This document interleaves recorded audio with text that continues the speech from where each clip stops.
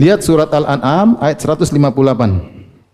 Surat Al-An'am ini bantahan disebutkan oleh Taimiyah dalam Aqidah Wasithiyah, bantahan terhadap mereka semua. Kata Allah Subhanahu wa taala, "Hal yanzuruna illa an ta'tiyahumul malaikatu aw ya'tiya rabbuka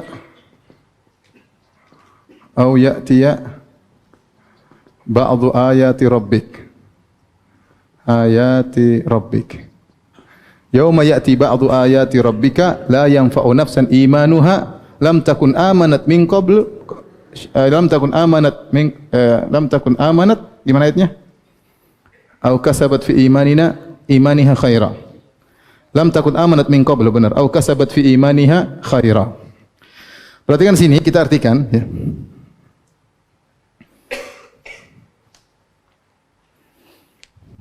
Surat apa tadi? Al-An'am. Al-An'am ayat berapa? 158. Dan tidaklah mereka menunggu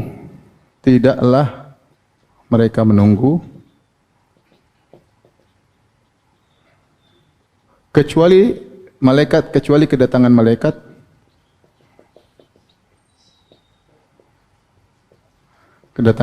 kepada mereka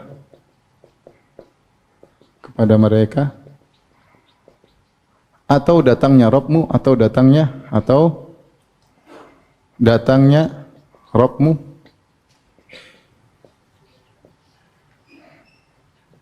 atau datangnya sebagian ayat Rabbmu.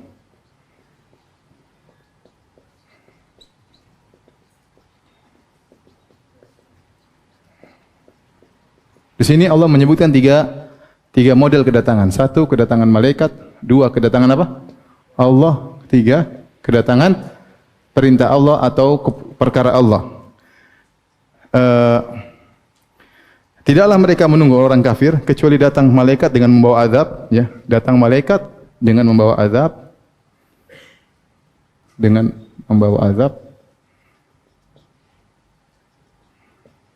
Atau datang Allah Subhanahu wa taala untuk memutuskan perkara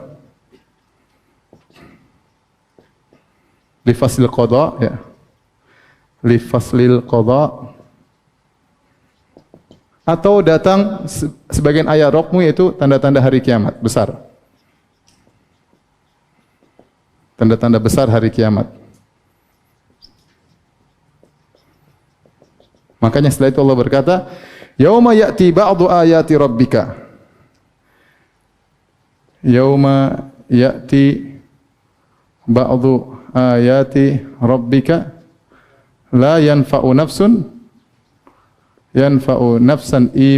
imanuha lam takun amanat min qabl au kasabat fi imaniha khaira au kasabat fi imaniha khaira.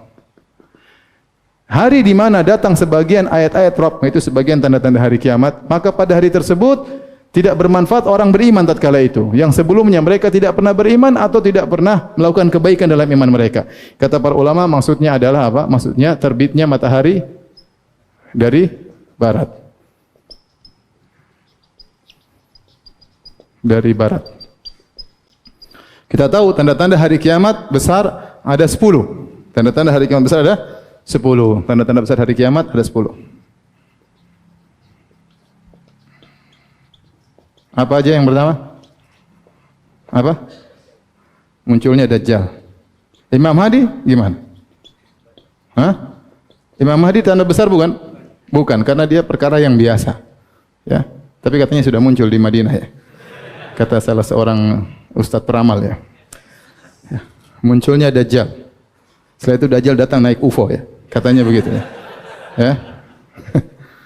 Allah musta'an. Emang UFO itu ada. Terus di Zamzam Tower. Allah musta'an. Di Zamzam Tower, bayangkan. Jadi Zamzam Tower itu buat tempatnya Dajjal. Atau mereka mengatakan ada istana di Madinah tempat turunnya Dajjal dipersiapkan. Baik, kayaknya semua orang Saudi menunggu apa? Dajjal, menanti kedatangan Dajjal. Munculnya Dajjal. Setelah munculnya Dajjal, turunnya Nabi Isa. Ini juga tanda-tanda hari kiamat karena ini menakjubkan. Turunnya Nabi Isa. Tidak wajar maksudnya. Tidak wajar seperti yang biasanya. Setelah itu munculnya Ya'juj. Ya'juj Ma'juj, ya.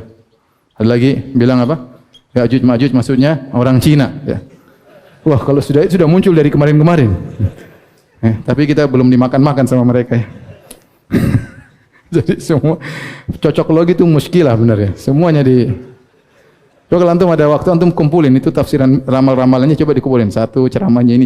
Kita biar tahu ini tafsirannya seperti ini ya. Muncul Ya'juj Ma'juj. Setelah itu gempa ya. Gempa di masyrik, di timur. Kemudian gempa di barat. Kemudian gempa di Jazirah Arab. Di Jazirah Arab. Kemudian dukhan, asap. Sudah berapa ini? 1, 2, 3, 4, 5, 6, 7. Setelah dukhan, matahari terbit dari barat. Matahari terbit dari mana? Dari barat. 8. 9, keluarnya Dabah. Binatang yang bisa berbicara dengan manusia.